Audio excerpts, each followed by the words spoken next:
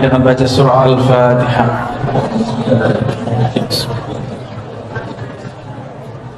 Iya,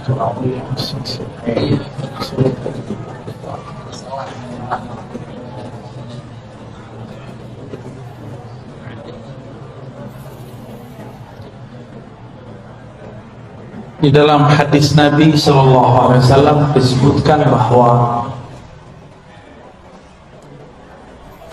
Abdullah bin Amr bertanya, ma ghanimatu az-zikr atau majalis az-zikr ya Rasulullah? Apa ghanimah?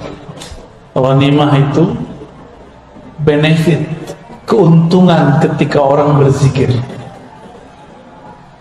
Wahai Rasulullah sallallahu alaihi wasallam. Lalu Nabi sallallahu alaihi wasallam mengatakan, al-jannah, al-jannah, surga, surga. Oleh karena itu orang-orang ahli zikir disebut orang-orang yang sedang bertani di kebun-kebun surga. Hadis yang sudah masyhur, para asatidz sudah sangat paham.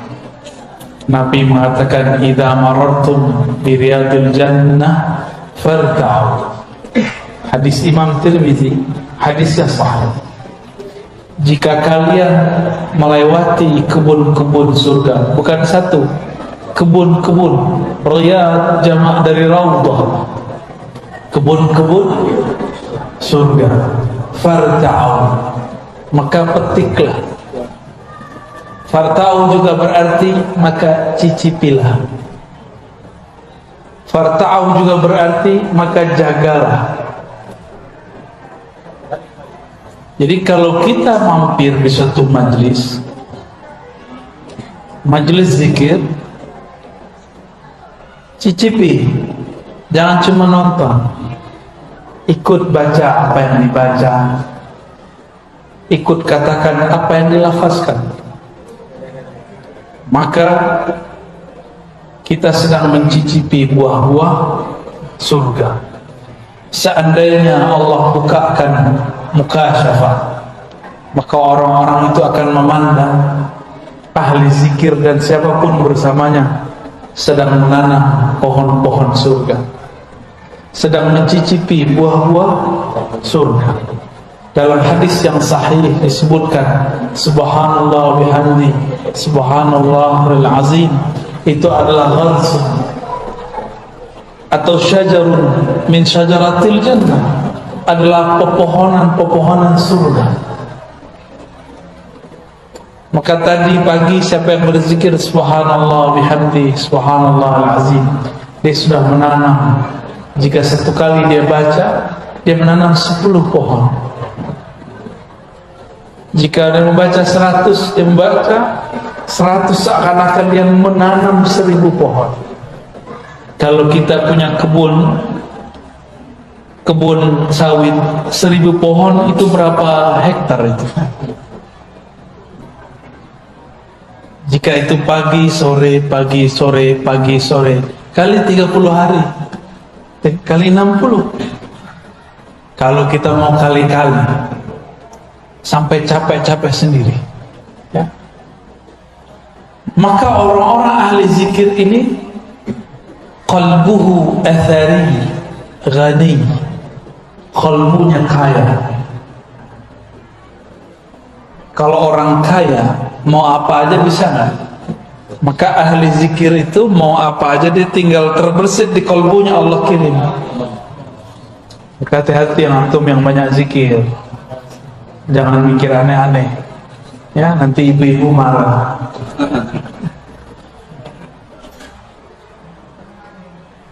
Allah itu pecemburu. Innallaha ghayyun, Allah itu pecemburu. Kalimat cemburu menunjukkan cinta. Maka bab zikir ini babul mahabbah, bab cinta, mencintai. Seseorang akan menikmati zikir jika dia cinta kepada yang dizikirkan. Bapak Ibu karena cinta datang jauh-jauh hari, datang dari jauh-jauh tempat untuk bertemu orang yang dicinta. Kenapa terasa kemudian ringan? Karena kita cinta.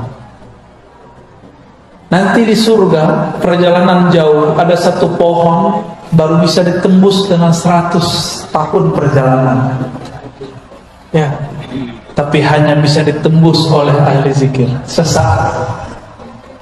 Oleh ahli surga biasa 100 tahun dia berjalan, dia tidak bisa melewati satu pohon itu. Itulah pohon yang disebut Tuba. Tuba liman ra'ani wa amana. Tuba dapat keagungan, kelembutan, keharuman, naungan pohon-pohon surga. Bayang-bayang pohon ini sudah terasa sampai ke dunia.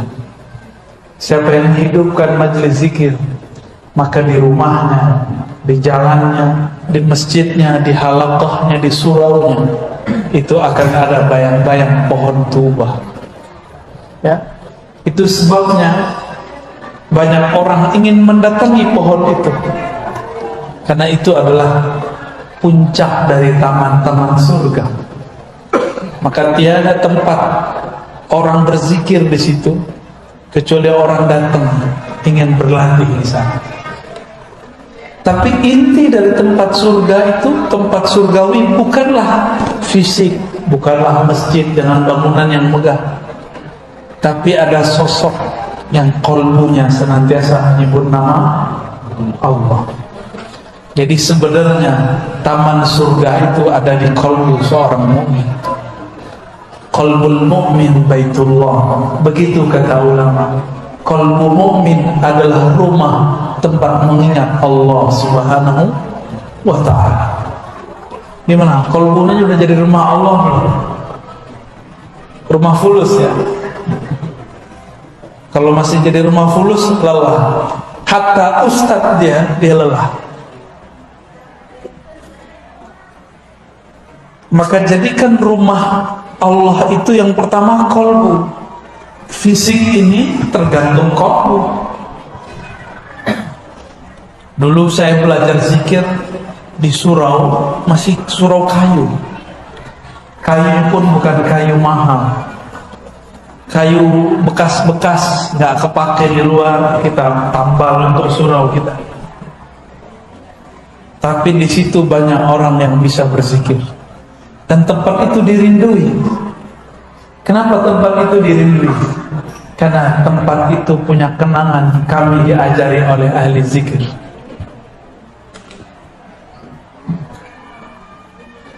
Ternyata ada kabar gembira. Setiap kali kita mencari majelis-majelis zikir, ternyata itu adalah sifat-sifat malaikat yang ada dalam diri. Dalam hadis Imam Bukhari, Muslim, Abu Dawud, Tirmizi, dan riwayat yang beragam, kita ambil satu redaksi. Nabi SAW mengatakan, Inna lillahi malaikatan tawafun. Di riwayat kedua, Inna lillahi malaikatan sayyaratan fudula. Allah mempunyai malaikat-malaikat yang berkeliling. Fudula. Mereka berbeda dengan malaikat raqib dan atid.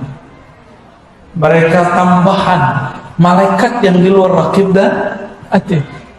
Yaltamisuna majalis dzikr. Mereka hanya mencari majelis-majelis zikrullah. Salah satu majelis zikrullah adalah majelis ta'lim, yang majelisnya membuat kalbu teringat kepada Allah Subhanahu wa ta'ala. Banyak sekarang majelis ta'lim isinya bukan ta'lim, tapi tal'in, melaknat, tabdi', membidah-bidahkan, mukhasamah, saling bermusuhan, ghaibah, menggibah orang, merendahkan kelompok yang berbeda dengan dia. Itu bukan majelis yang dicari malaikat ini. Malaikat ini hanya mencari majelis-majelis yang kalam murabbinya, gurunya, syekhnya, tuan gurunya mengingatkan kita kepada Allah Subhanahu wa ta'ala. Satu malaikat dicipta, Allah kasih kepadanya satu zikir, atau dua zikir, atau tiga zikir, atau banyak zikir. Yang paling banyak adalah Sayyidina Jibril. Sebenarnya di samping Sayyidina Jibril dulu ada namanya Azazil, dia juga banyak zikir. Cuma dia berzikir dengan nafsu, ingin jadi wali, ingin jadi orang sakti, ingin jadi orang terbaik dengan zikirnya. Maka kemudian dia dipecat dari kalangan malaikat. Jadi malaikat ada yang dipecat, itu Azazil. Ada yang Harut Marut, itu baru beberapa kisah malaikat. Masih banyak malaikat-malaikat yang lain. Tapi si Azazil diangkat untuk bisa memimpin surga, itu juga karena zikir. Jadi jika ingin jalan-jalan ke surga, banyak-banyaklah zikrullah. Ya. Apa tanda aroma surga sudah masuk ke dalam diri? Ketenangan dalam jiwa sudah masuk. Berarti sebenarnya sudah pindah alam. Cuma kita masih merasa di sini. Itu yang disebut dalam hadis Imam Muslim. Ma min qaumin yaqa'adu fi maq'adin. Tidaklah ada sekelompok orang berduduk di satu majlis, yazkurunallah, mereka sebut-sebut nama Allah. Mereka berarti berjamaah. Mereka berjamaah. Kecuali hafat bihimul malaikah. Maka malaikat yang tadi yang disebut malaikat sayar, malaikat yang mirip seperti mobil, cuma dia bersayap, terbang kemana-mana, hafat, akan menghubungi mereka.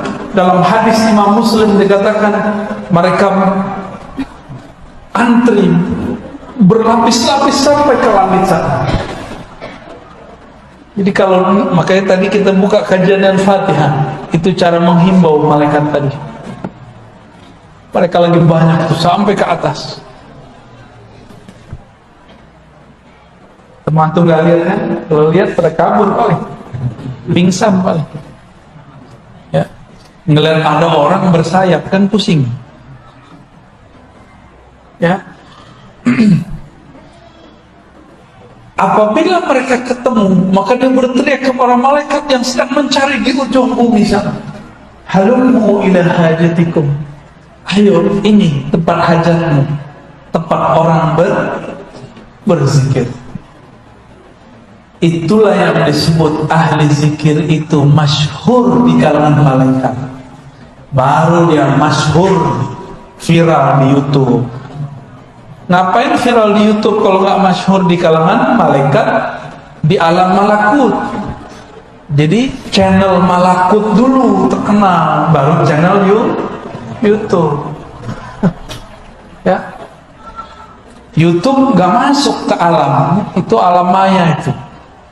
Tapi kalau malakut, di sana ada zikir berlapis-lapis.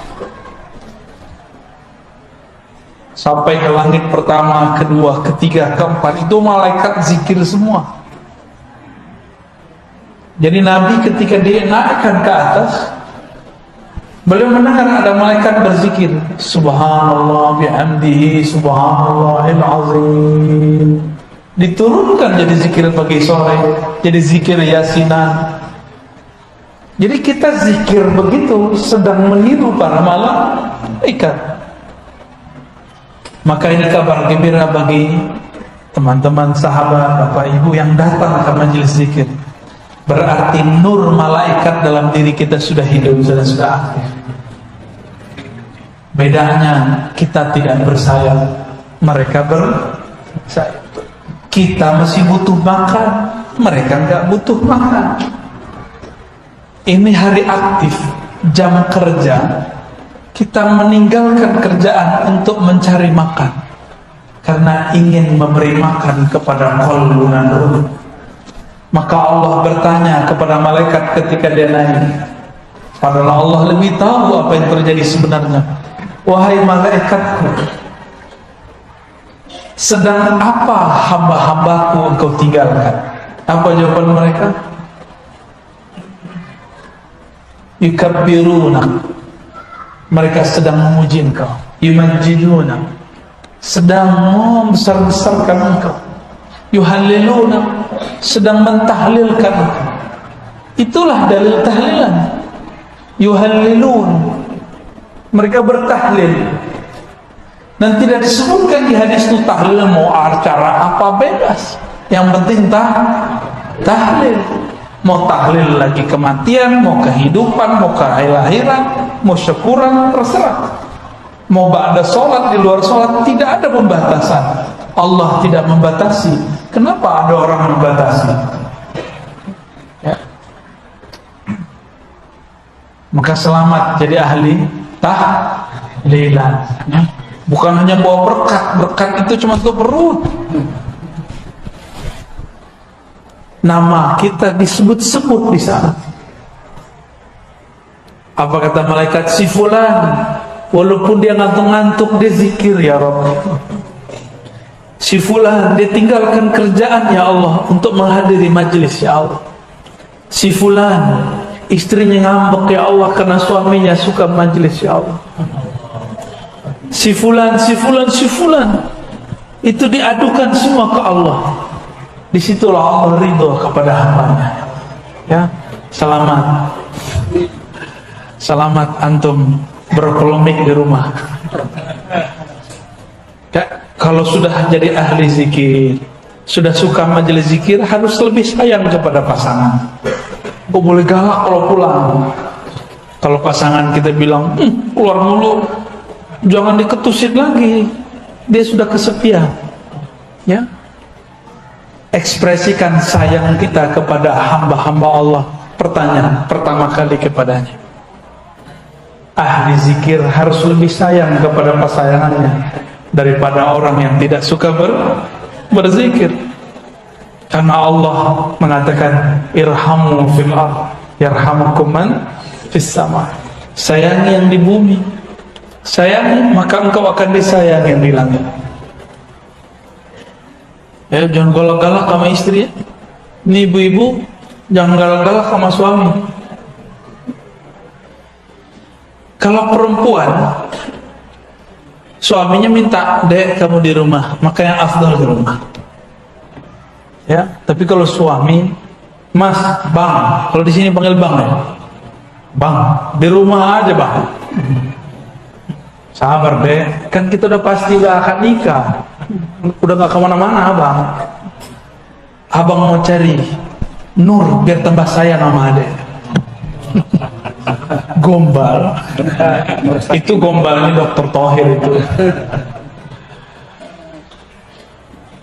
Lalu bagaimana cara menikmatinya?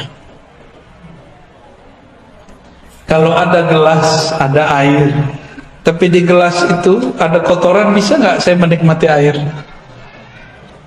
Maka cara pertama menikmati zikrullah, bersihkan tempat minumnya, bersihkan mulut kita, anggota tubuh.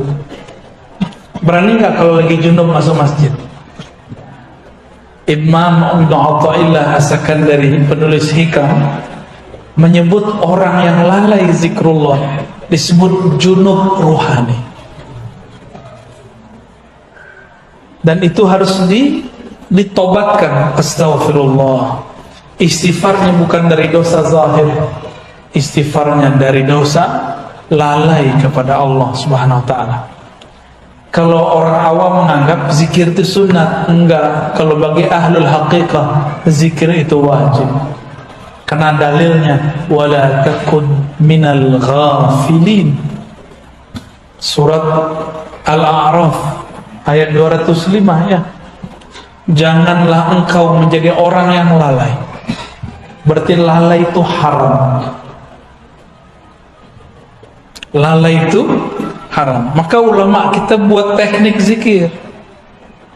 Ada zikir 1000, 100, 1000, 5000, 70.000, sampai zikir tidak ada hitungan lagi.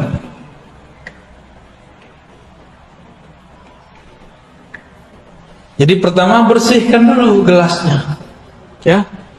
Kita sebut taubat. Udah bersih, semuanya udah bersih. Tapi makan di rumah orang nggak izin, nikmat gak? Maka izin dulu, siapa yang punya air ini? Ada. Siapa yang punya zikir ini? Allah. Maka sebelum kita zikir, kita minta izin kepada Allah. Itulah rahasia syukur. Maka setelah tobat, astagfirullah, kirim Fatihah kepada Nabi, kepada silsilah yang mengajarkan zikir. Itu adalah cara minta izin. Kenapa? Man lam yashkurin nas lam yashkurillah. Yang tidak berterima kasih kepada makhluk, maka dia belum disebut berterima kasih kepada Khaliq. Dan sebaik-baik terima kasih adalah alhamdulillah. Afdalud doa alhamdulillah. Doa terbaik itu alhamdulillah. Alhamdulillah itu adalah kalimat syukur. Sering gak kirim Fatihah untuk guru? Sang Maha Guru Rasulullah Sallallahu Alaihi Wasallam, kirim untuk beliau. Terkhusus untuk Nabi ditambahkan salawat. Hadirkan, hubungkan kolbu kita dengan kolbu Rasulullah Sallallahu Alaihi Wasallam, akal kita dengan akal Rasulullah, lisan kita dengan lisan Rasulullah, jasad kita dengan jasad Rasulullah. Hubungkan semua ini, disebut Rabitah, ikatan Rabitatul Muhammadiyah. Ini yang disebut Kul in kuntum tuhibbunallah fattabi'uni. Jika engkau cinta kepada Allah, ikut aku. Maka tubuh kita amalnya ikut amal Nabi, akal kita ikut cara fikir Nabi, qalbu kita ikut zikirnya Nabi Sallallahu Alaihi Wasallam. Karena kita tidak semasa dengan Rasulullah, maka Nabi mengatakan, tuba liman ra'ani wa amana bi, summa tuba liman ra'a man ra'a sampai 7 kali, 7 marrat. Beruntung yang melihat aku, percaya kepadaku. Beruntung yang melihat orang yang melihat aku, yang melihat. Jika diteruskan, ini sudah generasi ke 20 sekian atau 30 sekian. Beruntung orang yang memandang gurunya, gurunya memandang gurunya, gurunya memandang gurunya, gurunya memandang Rasulullah Sallallahu Alaihi Wasallam. Syukur-syukur gurunya bermimpi ketemu Rasulullah. Syukur-syukur gurunya diizinkan memandang Rasulullah dalam keadaan yaqظah, dalam keadaan jaga. Maka antum pandang dia. Sungguh tuba, beruntunglah orang itu. Itulah Rabitah hakiki. Ditanya Rasulullah Sallallahu Alaihi Wasallam, man awliyaullah, siapakah kekasih Allah? Beliau menjawab, man idza ru'u dzukirullah, orang yang jika engkau pandang membuat engkau mengingat Allah. Itulah dalil Rabitah terkuat. Hadis Ibnu Majah, hadis Ahmad, hadis Abu Nu'aim, Tabarani, Hakim, dan hadisnya sahih. Kita pandang dia, kita ingat-ingat dia, membuat kita ingat kepada Allah Subhanahu wa Ta'ala. Jika punya guru begitu, pastikan guru itu seorang wali Allah, ya, seorang wali Allah. Jadi wali Allah itu bukan orang yang pakai pakaian seperti saya ini. Pakai begini bisa siapa saja. Tapi kalau kita kenang dia, kalam-kalamnya, sikapnya, ahwal-ahwalnya, maka membuat kita pindah melihat alam menjadi melihat yang menciptakan alam. Apa maksud hadis ini? Kalau berzikir mau nikmat harus punya guru, ya, harus punya guru. Ada yang pernah kursus bahasa Inggris setahun lewat YouTube, nggak bisa, ya. Tapi kalau dia belajar kepada guru bahasa Inggris, cukup 40 hari dia langsung bisa ngomong, minimal ngomong I love you, ya, thank you, ada yang bisa dia serap kalau dia berguru. Maka berzikir itu jangan hanya lewat YouTube. Carilah guru di tempat kita yang ahli zikrullah. Ya. Sudah berapa tuh? Pertama taubat, kedua izin dengan cara bersyukur, terima, kita berterima kasih, kirim. Yang ketiga tadi sholawat.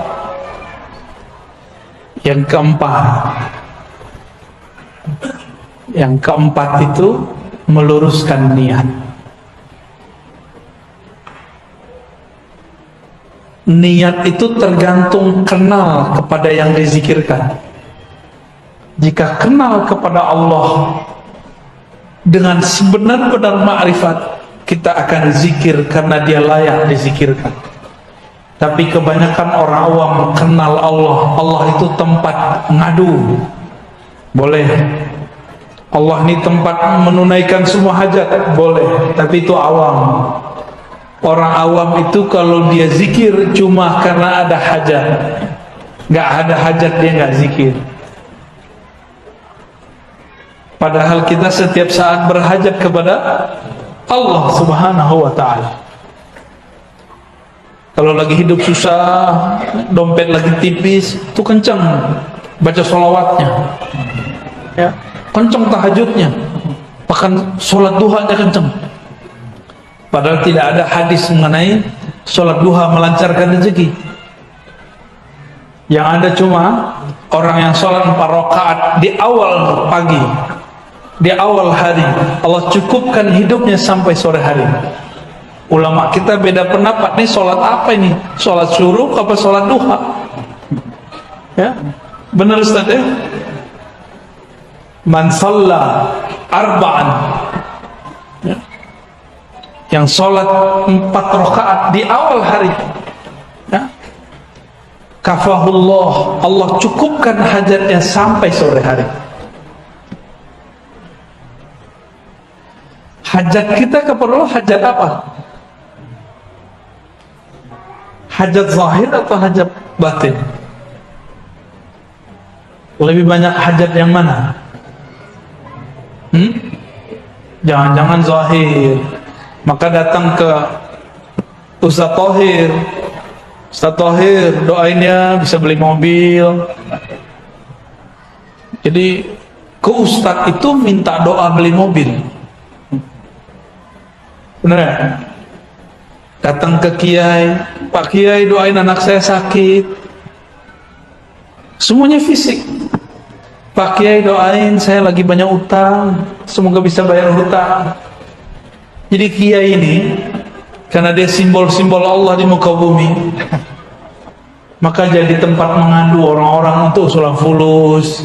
Karena minta jodoh, Ustaz Thohir diminta, Ustaz nikahi aneh Ustaz. Oh, salah Ustaz, tolong doakan saya semoga dapat jodoh. Kenapa minta ke Ustaz? Karena Ustaz ini dipercaya dekat kepada Allah. Padahal Ustaz ini gak ngerasa dekat juga. Ustaznya ada Ustaz lagi di belakang dia. Sekarang coba kalau datang ke guru nggak nanya begitu. Nanya gimana? Ustaz, tolong bimbing saya supaya sholat khusyuk. Ustaz dia bingung, sholat gua juga belum khusyuk. Ustaz, bimbing saya untuk menjadi ahlullah. Gitu kalau datang ke Ustaz. Berarti niatnya sudah sahih. Itulah yang disebut ilahi antama sumbi waridhaka betul. Ya Allah, hanya Engkau tujuanku.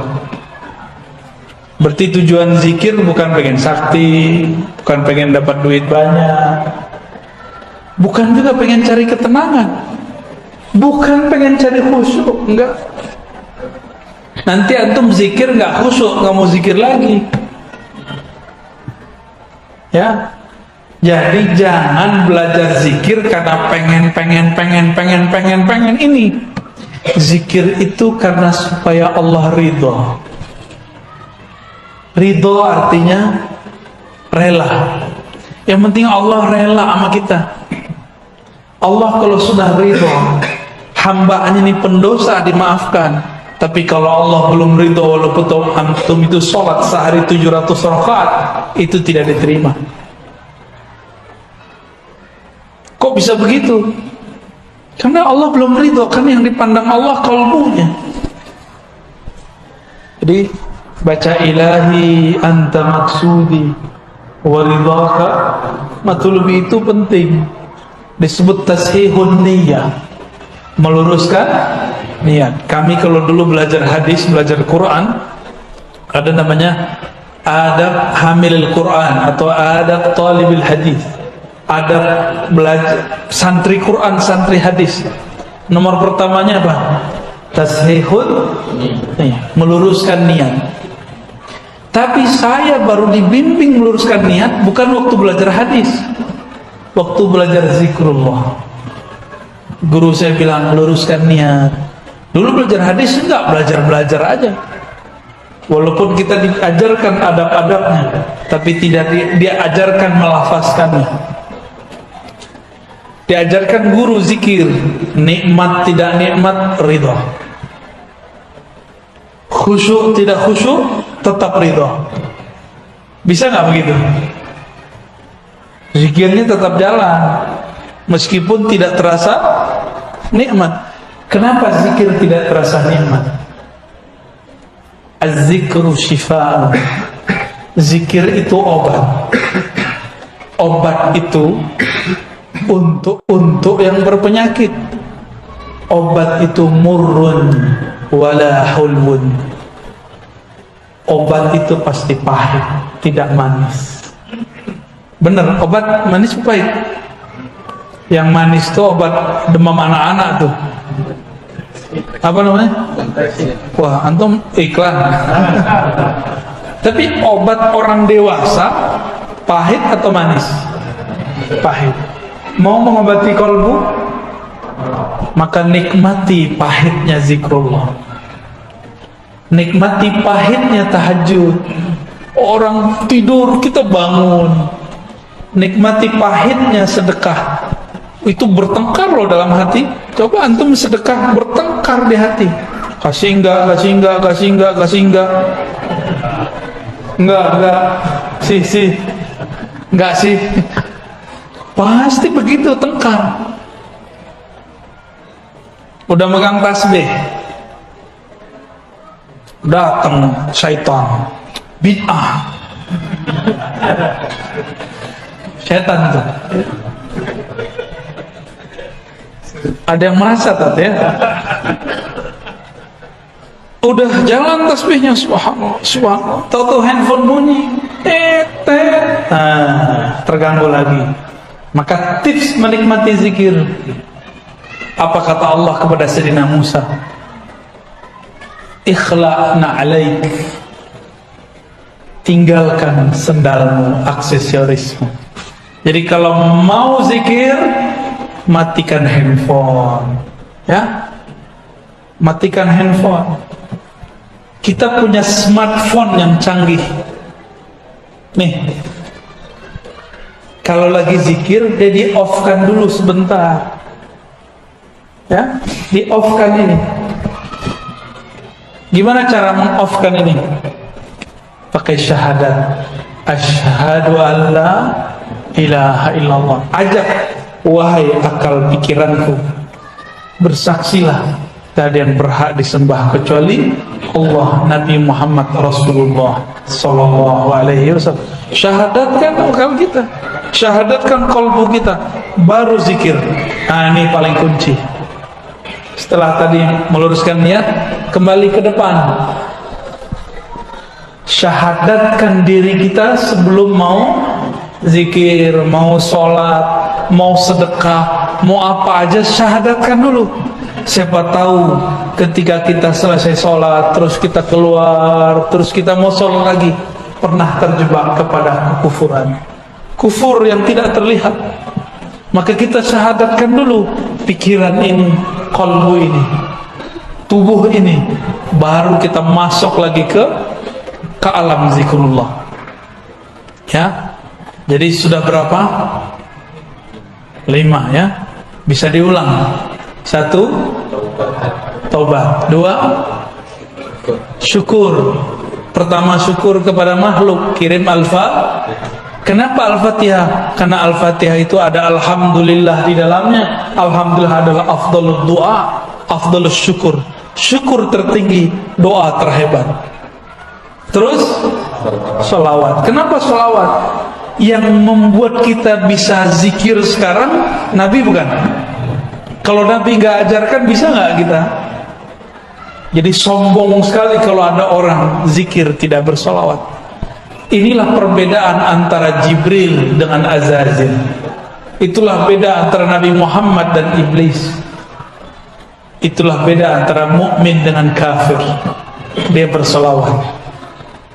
Ya, banyak-banyak solawat.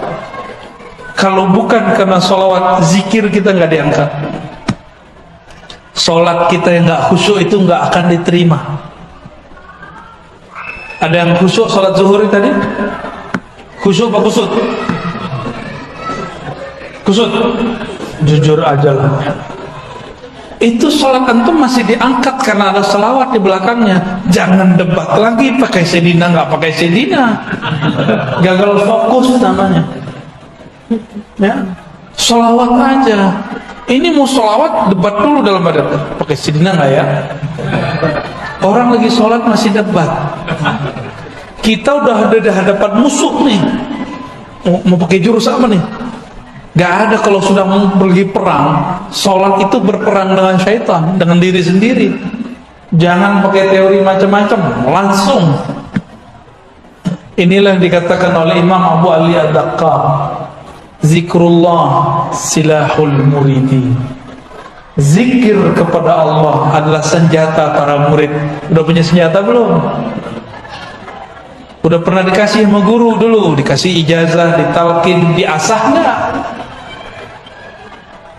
Udah diasah, udah dilatihkan belum? Pertama dihunjam dulu ke jantung kita, ya. Diarahkan juga ke bagian-bagian yang lain. Itu latihan sebenarnya. Latihan mengelola jurus-jurus zikrullah, langkah-langkah zikrullah di dalam diri, supaya denyut jantung dia juga berdenyut, nafas naik dia juga dihirup, nafas keluar dia juga ikut keluar. Baru bener nanti ketemu Dajjal aman. Ini ketemu mau latihan sama Dajjal, latihan panahan nggak cukup. Itu panahnya patah duluan sebelum nyampe. Sekarang kalau latihan panahan, latihan aja. Jangan niat mau perang sama Dajjal, nggak cukup. Mau perang sama Dajjal, latihannya latihan ma'rifatullah, latihan mengenal Allah Subhanahu wa ta'ala. Maka main panahnya juga harus dengan zikrullah. Coba nih yang suka main panahan, kena hampir ke tengah, ada perasaan girang, pasti itu karena manahnya nggak nyebut nama Allah. Ada torikot memanah, ya, main manah-manah aja antum ya. Berkuda juga ada. Itu benar, nanti di akhir zaman perang itu perang fisik, semuanya fisik. Tapi bukan di fisik itu intinya. Intinya ada di dalam non fisik, rohani kita kepada Allah Subhanahu wa ta'ala. Terakhir, Nabi SAW pernah mengatakan kepada Muaz, wahai Muaz, tiadalah mamin amalin anja, tidaklah ada amalan yang lebih mudah untuk membebaskan seseorang min azabil qabr, daripada azab kubur. Yang lebih hebat amalan itu daripada zikrullah. Hadis riwayat Imam Tirmizi dan Ahmad. Azab kubur itu azabnya agak beda. Dia semi-semi azab neraka. Jadi lebih kepada azab nafsiyah. Ada juga jasadiahnya. Ada yang pernah ini nggak? Ustaz Thohir pernah ditahan di imigrasi nggak? Untuk keluar negeri? Belum ya? Mau coba nggak? Oh gitu. Kawan saya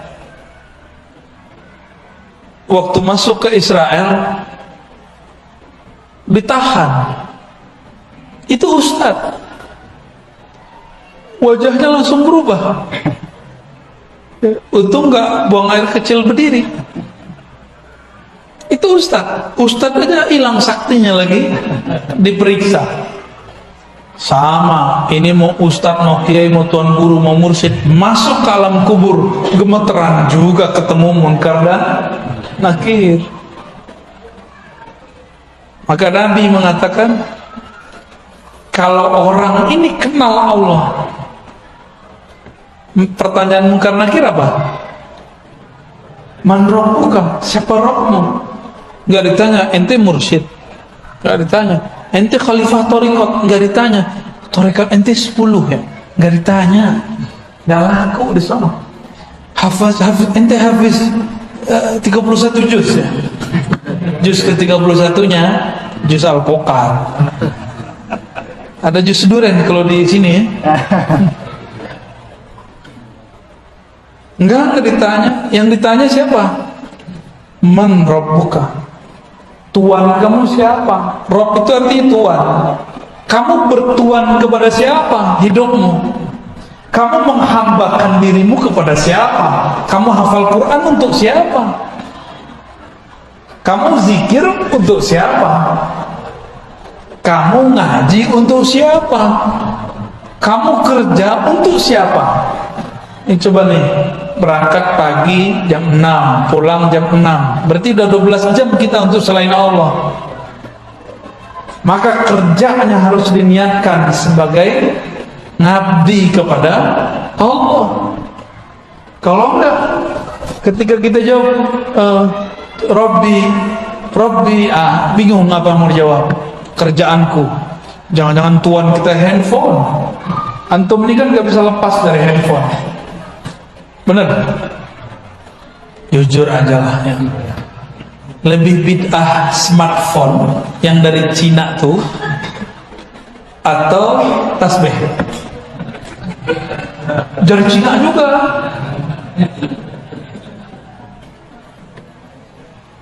Lebih bid'ah mana? Kata kawan, ya sih pegang handphone, ngajar pakai handphone, bahkan pakai tablet. Terus bilang tasbih itu menyerupai Yahudi. Saya cari-cari Yahudi selama di Yerusalem pakai tasbih, nggak ketemu. Mulai dari tentaranya, orang-orangnya, petaninya, orangnya rewi-rewi, rahib-rahibnya, nggak ada pakai tasbih. Yang ada pakai kupluk. Dan jenggotnya lebih panjang daripada jenggot bapak.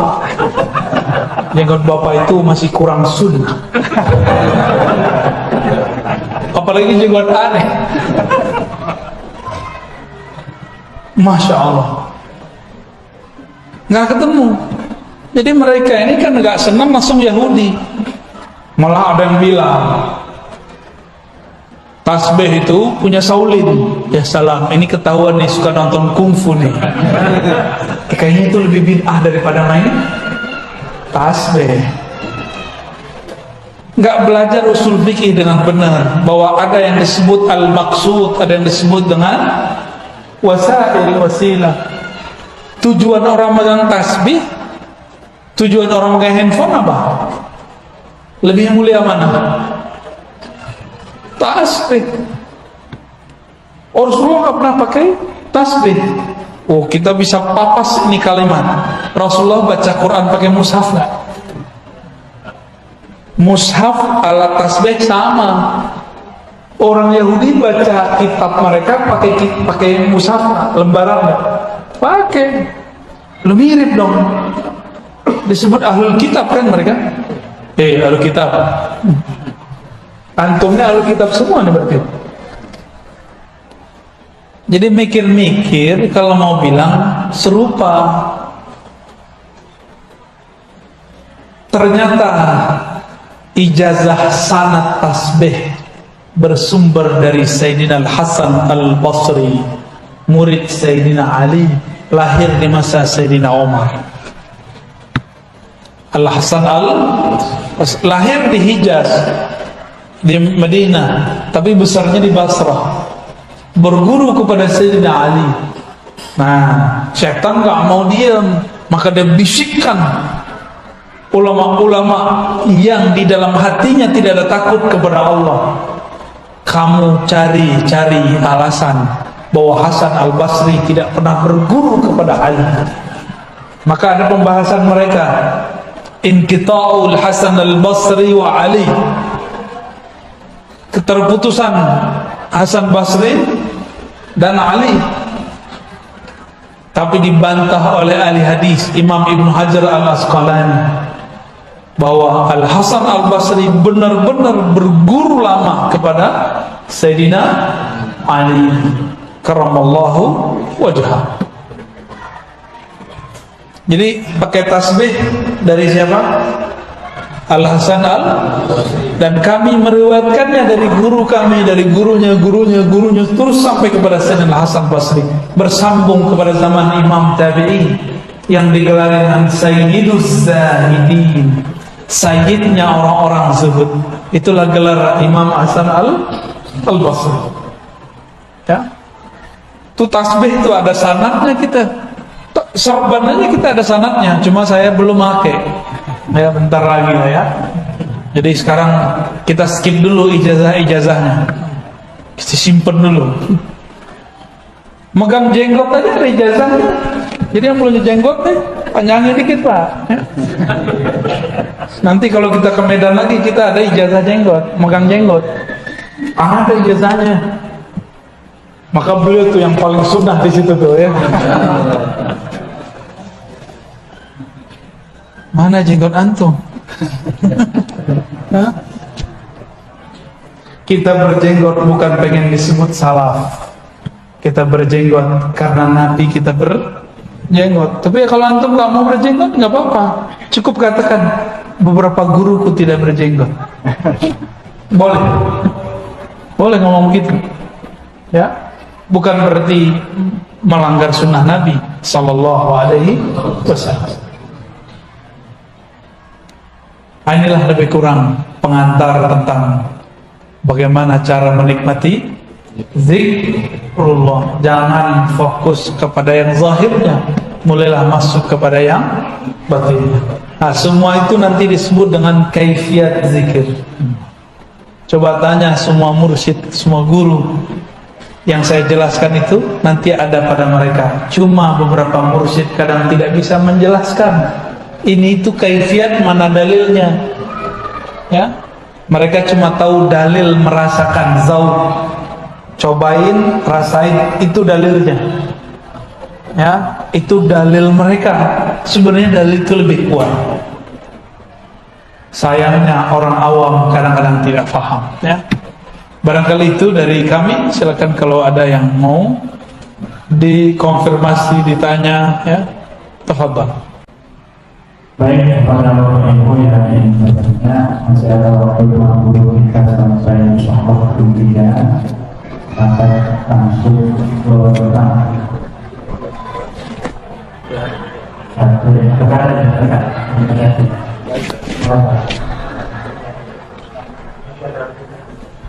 Ahsan nanti pakai kertas. Nanti. Sudah sekarang baca aja dulu. Mungkin panitia yang ke depan nih. Assalamualaikum.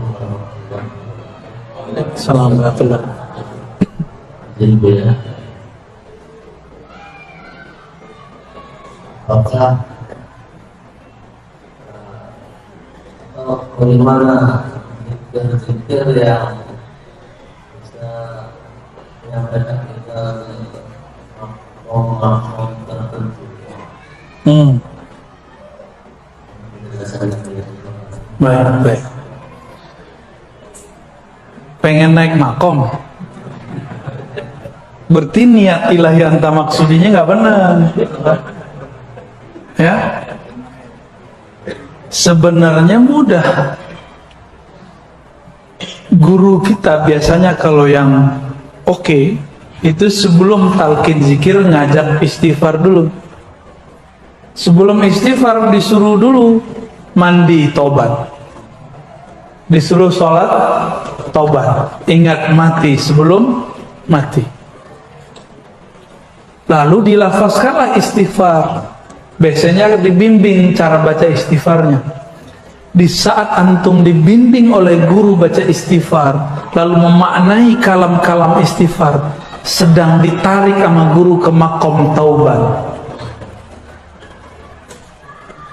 Tergantung nih tobatnya, tobat apa, zahir apa batin. Maka makom tobat ini juga lapisannya banyak. Yang zahir ada 7, yang batin juga ada 7. Anggota kita yang besar kan 7, yang batin juga 7. Mulai dari syirik, sombong, sampai kepada ujub, hasad, iri, dengki, itu diistighfarkan semua. Jika ada getarannya, berarti kita sudah masuk ke alam makomat taubah. Ya, dan itu beda-beda per masa. Setelah makom tobat ada namanya makom syukur, ada namanya makom sabar. Makom syukur itu dengan mengirim Fatihah kepada guru. Itu makom syukur. Di luar zikir kita sedekah kepada orang, memberi hadiah kepada guru. Sering-sering hadiah, kasih hadiah ke guru. Ya, kalau guru farhan, senang, maka makomat-makomat terbuka. Ya, karena makomat itu khazanah dalam dirinya, dia punya kunci-kunciannya. Kalau dia senang, dia akan doa, ya Rabb, tolong panggil muridmu ini, hambamu ini kepada. Kalau gurunya wali ya, kalau gurunya nggak wali nggak bisa. Tapi memberi aja udah cukup. Begitulah terus, ada makomat, makom syauq, makom mahabbah, itu ada makomnya semua. Itu yang diturunkan lewat kaifiat zikir. Cuma sayang, kaifiat tinggallah kaifiat zikir, tata cara jadi tata cara, tapi tidak tahu makomat yang tersimpan di dalamnya. Maka banyak orang jadi mursyid belum pantas jadi mursyid. Tapi karena gurunya udah pusing, aku mau mati, siapa lagi yang melanjutkan, udah ijazahin aja. Harapannya dia nanti menyempurnakan kemursidannya kepada mursyid yang lain. Ini baru bergelar mursyid 1, udah nggak mau berguru sama yang lain. Padahal di ijazah itu diwasiatkan untuk menghormati ahli fikih, ahli Quran, ngaji kepada ulama. Baru dapat ijazah, baru dapat gelar khalifah, udah nggak mau ngaji sama orang. Berarti berkhianat kepada ijazahnya. Makanya la yubarak alaih, tidak diberkahi. Ya, baca tuh ijazahnya para mursyid. Ya, ijazahnya apa? Kalau di Naqsyabandiyah itu jelas. Ya, di Qadiriyah jelas, di Syaziliyah jelas. Ada ijazahnya. Ya, baik. Lanjut. Saya jawab pakai Quran ya, bukan pakai pendapat saya. Surat Shad, Surat Al-Hijr, Surat As-Sajdah menyebutkan apa? Nanti nomornya kan saya sebutkan semua ya. Silakan dilihat sendiri. Surat Shad 71, 72, 73 itu bahas ini. Apa kata Allah? Begitu juga Al-Hijr, begitu juga As-Sajdah. Inni khaliqun basharan min tin. Aku ciptakan manusia. Ini tubuh ini bashar namanya. Ini dari saripati tanah. Jika ini sudah sempurna, sawaituhu, aku sempurnakan dia, sudah siap dia untuk ditiupkan ruh. Nafakhtu fihi min ruhi, aku tiupkan kepadanya ruhku. Berarti Allah nggak bilang aku ciptakan rohku. Allah mengatakan nafakhtu, aku hembuskan. Kalau tubuh ini aku ciptakan. Ini pelan-pelan ya. Ini banyak yang gagal paham. Mursyid padahal masih gagal paham. Itulah bedanya orang berilmu dengan cuma ahli zikir. Malaikat ahli zikir ditantang sama Allah. Ambiuni bi asma'i haula, kabarkan kepadaku nama-nama benda-benda ini. Bisa nggak malaikat jawab? Nggak bisa, para malaikat lebih dulu berzikir daripada Nabi Adam. Maka al-ilmu muqaddamun ala dzikr. Ilmu lebih dulu daripada zikir.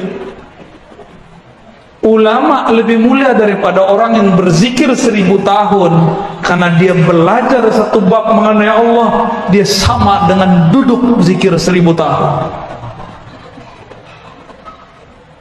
Kalau enggak nanti malah debat lagi, keras lagi hatinya. Coba baca aja ayatnya. Inni khaliqun, sungguh, Allah pakai sungguh, masih dibudek, masih ada debat. Banyak orang debat di luar sana. Aku ciptakan manusia min, jelas minnya, min tin, tanah. Tapi giliran roh, nafakhtu, aku tiupkan. Jadi sebenarnya gak usah nanya. Maka yang bertanya roh itu dicipta atau tidak, sebenarnya itu pertanyaan tidak sunnah. Itu pertanyaan bid'ah. Ya, itu pertanyaan bid'ah. Karena teksnya tidak menyebutkan itu. Ya, maka saya menyarankan para pencinta Allah yang meniupkan roh, cukuplah bertanya, mengatakan, apakah roh dicipta? Antum jadi orang alim ngomong begitu, malah jadi miring ntar salah paham, dikira di dalam diri kita ada Allah, kan gawat. Aku hembuskan. Kalau saya menghembuskan sesuatu ke dalam plastik, saya pindah nggak ke dalam plastik? Allah menghembuskan rohnya. Min ini bisa dari, bisa sebagian. Dua-duanya ada sir di situ. Bukan ini litab'id, bukan ini dibelah dua terus pindah, bukan. Itu gagal paham, nggak ngerti bahasa Arab namanya. Ngaji bahasa Arab lagi. Ya. Nausorop, kalau nggak jadi sarap. Ketika Allah menghembuskan, bukan berarti Allah pindah ke dalam kita, cuma masuk hembusannya. Mudah bagi Allah itu.